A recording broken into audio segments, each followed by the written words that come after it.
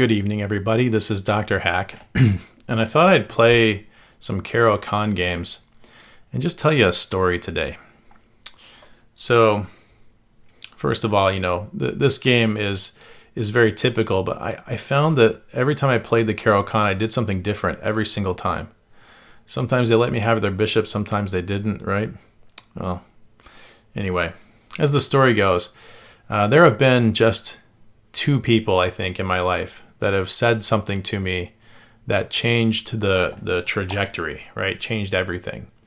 And one of those guys was a 6'10" basketball player from Harlem, New York. And he was on the Harlem Globetrotters, and he was at an event where he was kind of doing a demonstration. And he pulled me up on stage, as a volunteer.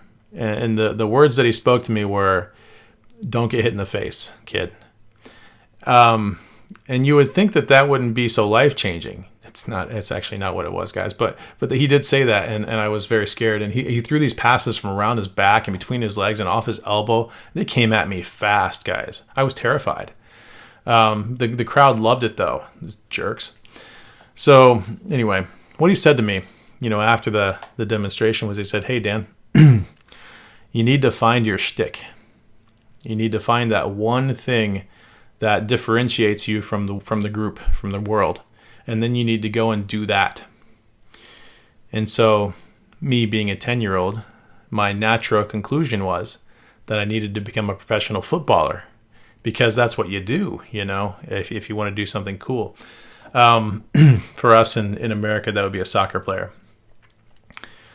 So, yeah.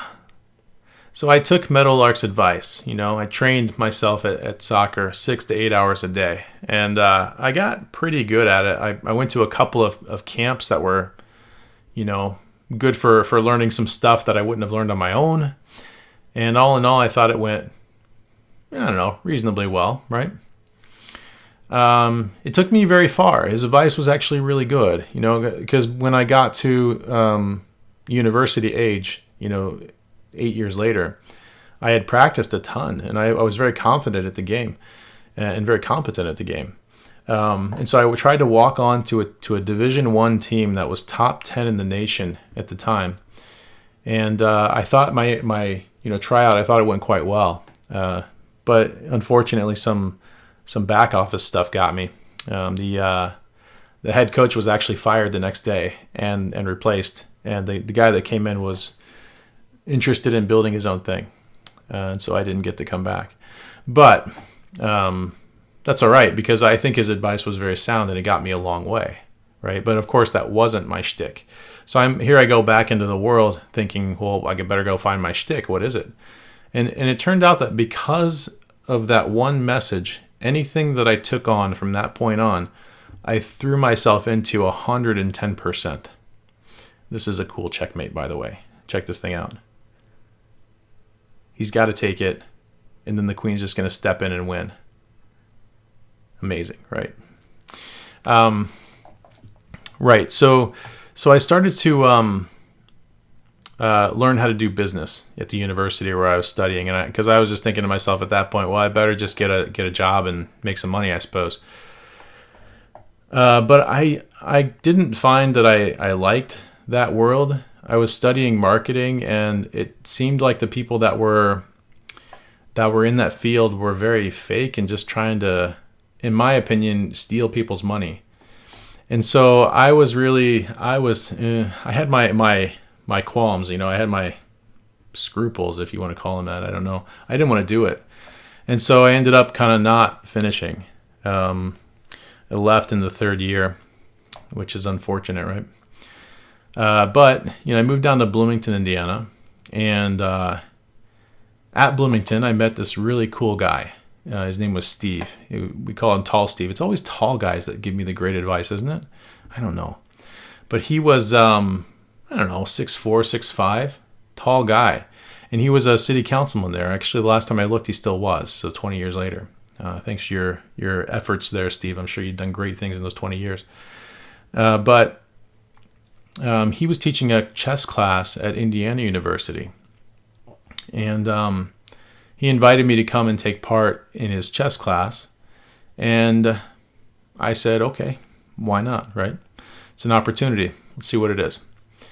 So I went and took his chess class. And about 3 months into it, we played a game there at his store on the square there in Bloomington. And I beat him in a game of chess. Now that store doesn't exist anymore. It's now a bar. It's called the Bishop. Yeah, I beat him at a game of chess, and he was a decent chess player. You know, he's firmly in the 1200 to 1400 range, I believe. And so we were both. I mean, I was pretty happy. He was a little bit shocked, I think. But he asked me if I would come and play in a tournament with him in Chicago. And so I thought, why not, right? And so we drove up on a Memorial Day weekend to the Chicago Open. And I played in a class event where I was against hundreds of people who were rated rated under 1400, basically. And I ended up winning the event.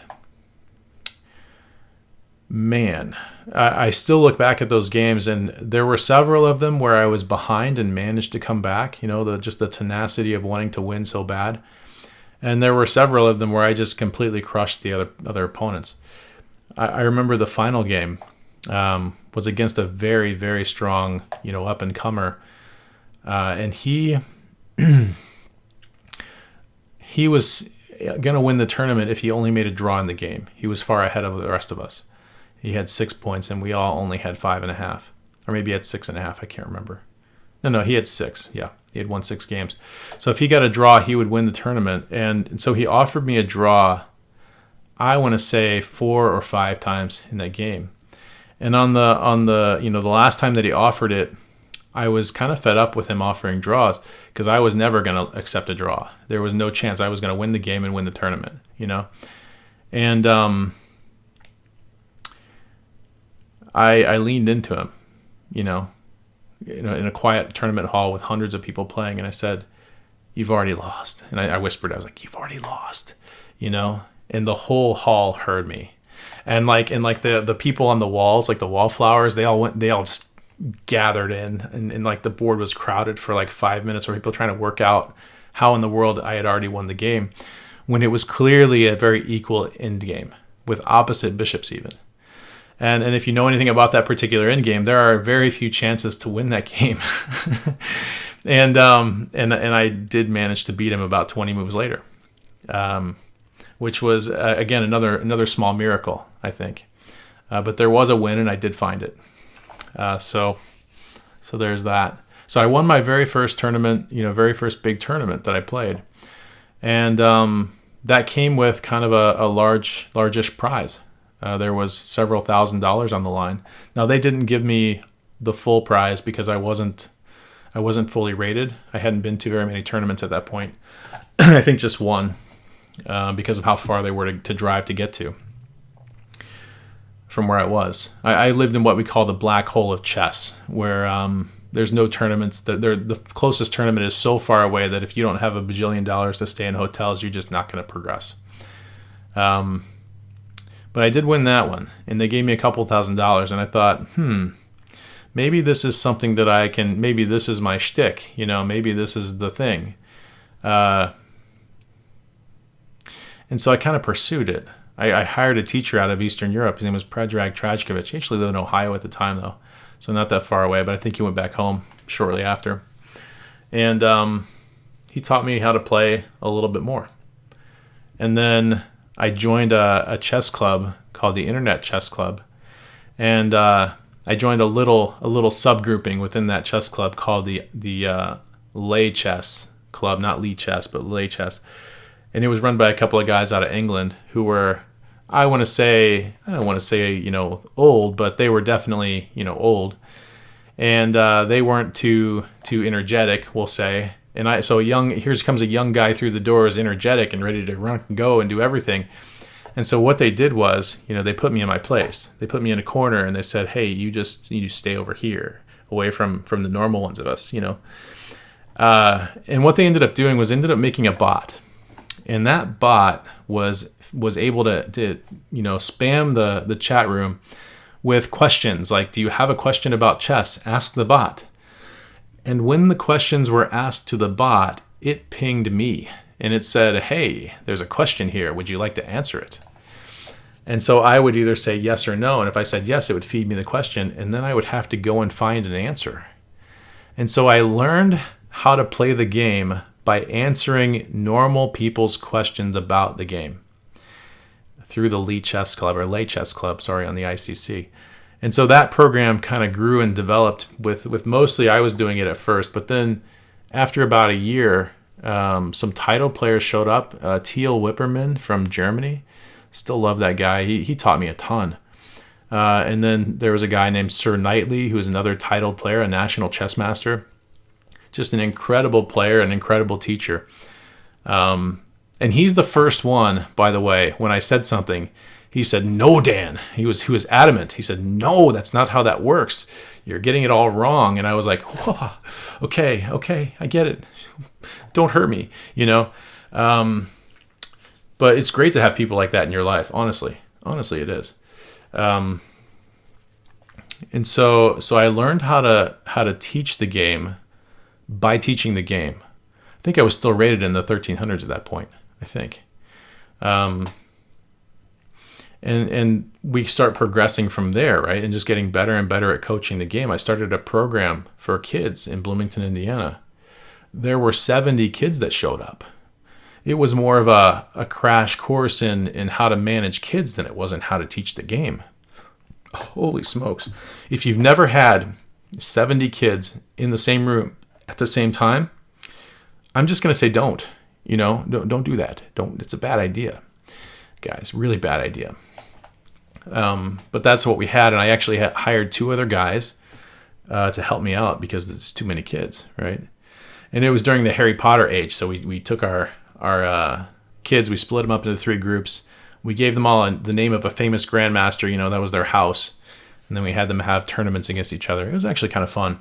And we did that so well that our reputation kind of went out from there. And I met somebody else.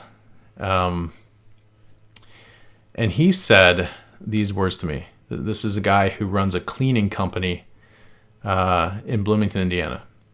And he said, Dan, when I started this company, I had to work for 5 years before anything ever happened. He said I had to work for 5 years to learn everything I could about my craft.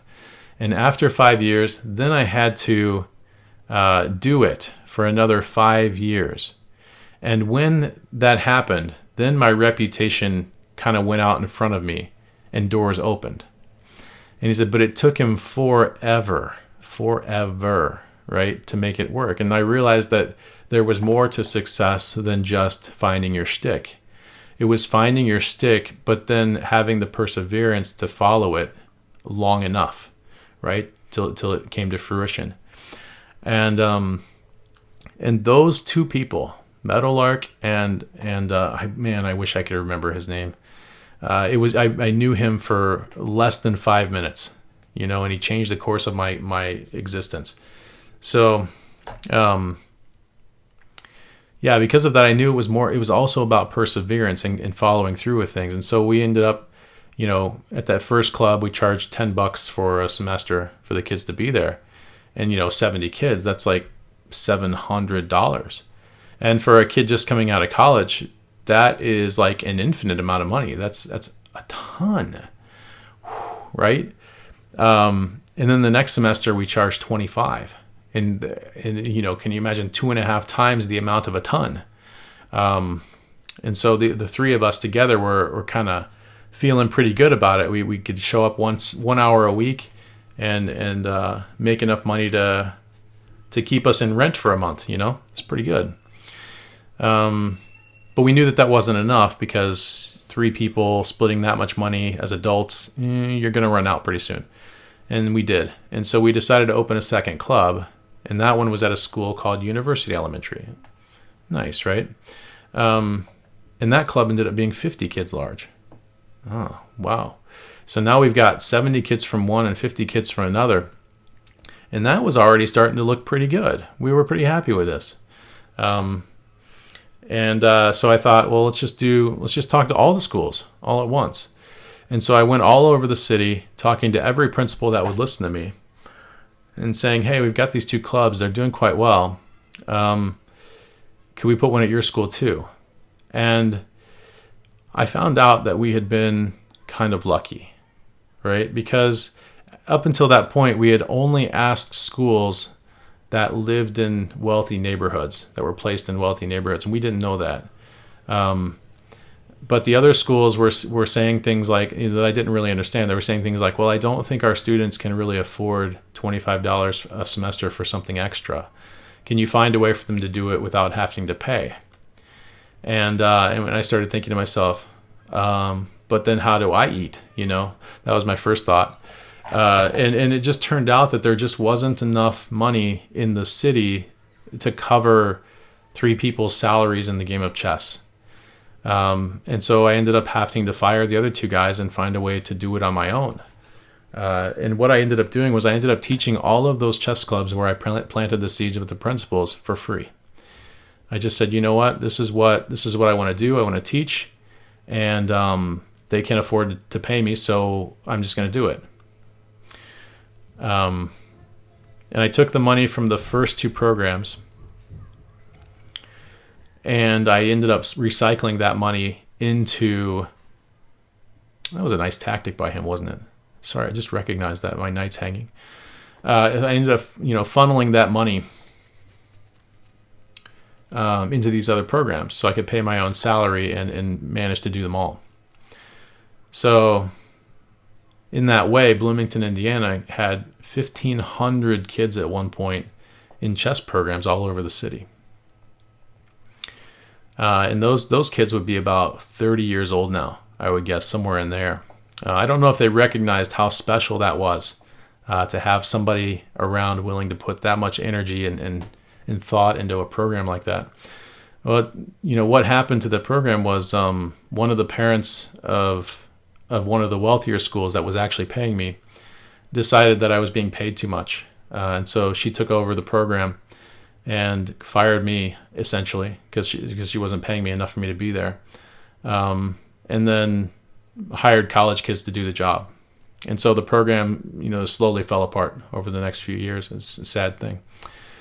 But I ended up, moving away at that point, so it was okay with me. Sad, but what can you do? They paved paradise to put up a parking lot. But anyway, so I ended up moving on. I was a teacher. I wanted to be teaching the game of chess. That was my shtick. And I found a guy out in Arizona who would pay people to come and teach at his clubs. And I thought, oh, okay.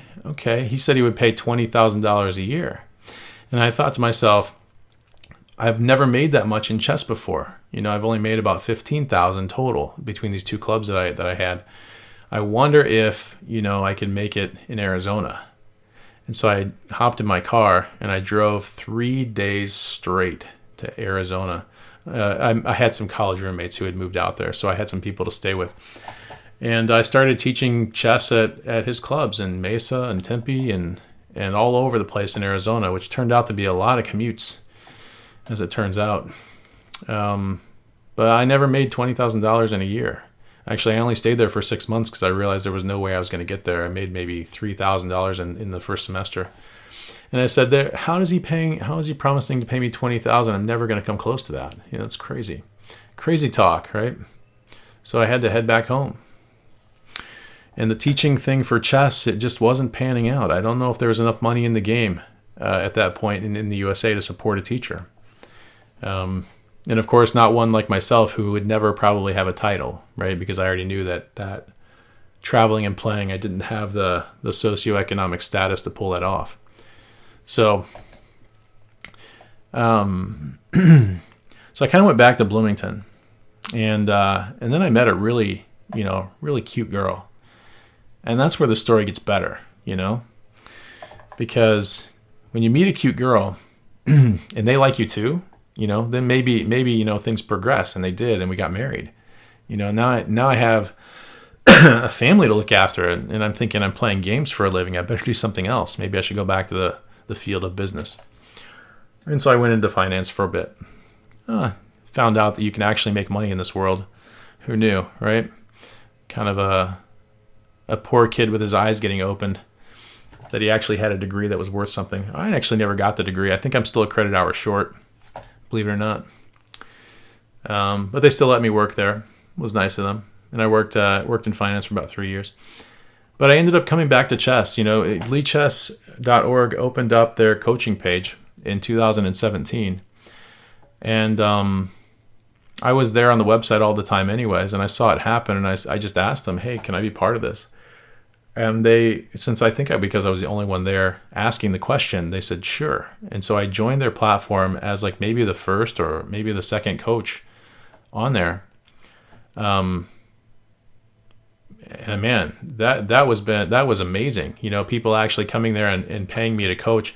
I think I charged $25 a lesson or something when I first started on LeeChess in 2017, and there were so many people wanting that that I just had work. I could work 15 hours a week doing that, and that was fine. That was enough. So come time for the Queen's Gambit, right? And that film comes out, and the whole chess scene in the U.S. it just blows up. There were 3 times as many chess players now as there have ever been in the history of the U.S. And I had to raise prices because I couldn't keep people away. It was just too hectic for me to keep 35 hours of lessons in a week. And so I had to find a way to whittle it down a little more. And I felt bad about that because I know I'm pricing people out that really need the lessons or want the lessons. But at the same time, I had to somehow differentiate, So we get to this moment here, the end of the story, 2023, when I am done, I think, with coaching on LeeChess.org. They over the years that I was there, they had a system where you could get people to leave you comments about how your coaching is, and I built up a very solid number of people appreciating my coaching. The comments, the 5-star reviews, I'll call them reviews. There you go. And they took that away all at once without telling us about it. And so my only way to differentiate myself, because I'll never have a title, the only way to differentiate myself was to have those things that I had earned over 3 or 4 years, and those are gone now. And so nobody was asking for coaching anymore. It just went to zero overnight. So I have to find another way, right? And so here we are on YouTube, and this is why I'm on YouTube, and this is what's going on with YouTube. I am here because I know what my shtick is. I know what I'm good at, right? I'm good at teaching people how to play this game, and I've been doing it for a very, very long time. And I know from perseverance, right, that I have to keep doing it. I have to keep pushing and pushing when I know I've got the right thing, and I do. And because I know those 2 things, because of those 2 people in my life who have changed their trajectory, I'm going to keep going with this. I'm going to teach all of you guys how to become great at this game. And I'm going to do it right here on YouTube instead of through some other coaching platform or venue. Now you know why I'm here. Now you know what I intend to do. Now you know everything. Hope you guys do great with this opening, and I hope you enjoy the rest of the Caro-Kann games. I'm going to turn on a little bit of music for you. You guys take care. Bye now.